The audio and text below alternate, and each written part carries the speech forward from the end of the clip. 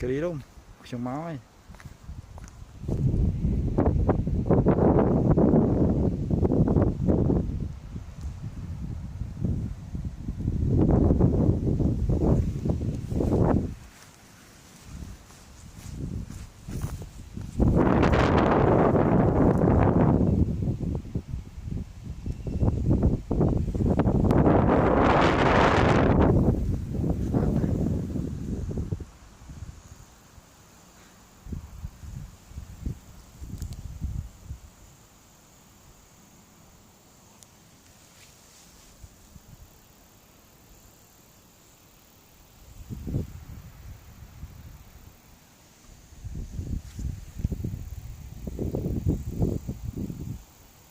បងប្អូនអាចមើលផ្ទាល់បានគឺទីនេះគឺស្អាតមែនតើ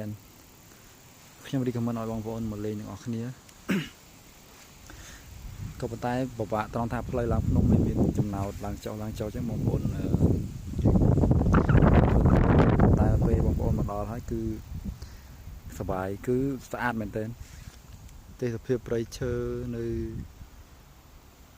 ជួរភ្នំនេះគឺស្អាតមែនតើតែម្ដងបងប្អូនមើលឲ្យព្រៃឈើគឺស្ដុក